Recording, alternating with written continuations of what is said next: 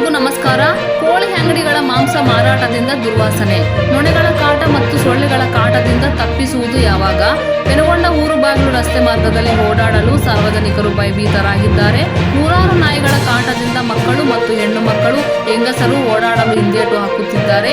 ಈ ಮಾರ್ಗದಲ್ಲಿ ದುರ್ವಾಸನೆ ಇರುವ ಕಾರಣ ಬಿಜೆಪಿ ಮುಖಂಡ ಮುರಳಿ ಆಕ್ರೋಶ. ಪೆನುಗೊಂಡ ಊರ್ಬಾಗಿಲು ಮುಳ್ಳಿನ ಗಿಡ ಗಡ್ಡೆಗಳಿಂದ ಹಾಳಾಗುತ್ತಿದೆ. ಕೂಡಲೇ ಗಿಡ ಗಡ್ಡೆಗಳನ್ನು ತೆರವುಗೊಳಿಸಲು ಸಾರ್ವಜನಿಕರ ಒತ್ತಾಯ.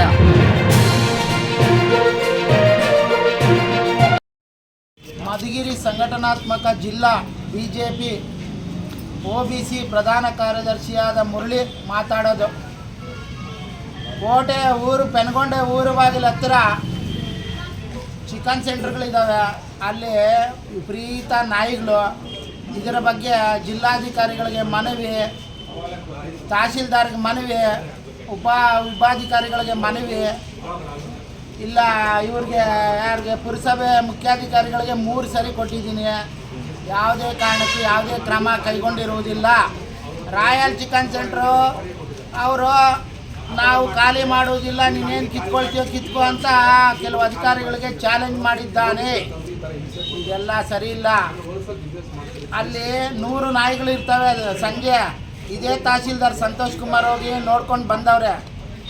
ಸಾಹೇಬ್ರು ನೋಡಿಕೊಂಡು ವಿಸಿಟ್ ಮಾಡವ್ರೆ. ಊರು ಬಾಗಿಲಿಗೆ ಅನ್ಕೊಂಡಿರೋ ಊರು ಬಾಗಿಲಲ್ಲಿ ಶಾಲಾ ಮಕ್ಕಳುಗಳು ಎಲ್ಲ ಇದ್ದಾರೆ. ಅಲ್ಲಿ ಬಾಲಕಿಯರ ಪ್ರೌಢಶಾಲೆ ಐತೆ, ಬಾಲಕಿಯರ ಕಿರಿಯ ಶಾಲೆ ಐತೆ. ಇವ್ರಿಗೆಲ್ಲ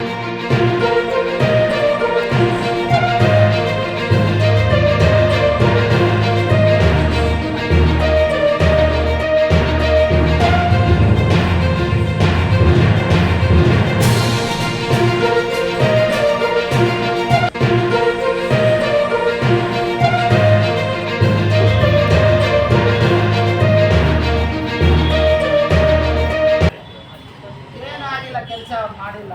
ಈಗ ಅರ್ಜಿ ಕೊಟ್ಟು ಸಾಕಾಗೈತೆ. ಜನವರಿಯಿಂದ ನಾವೇನು ಮಾಡ್ಬೇಕು ನೀವೇ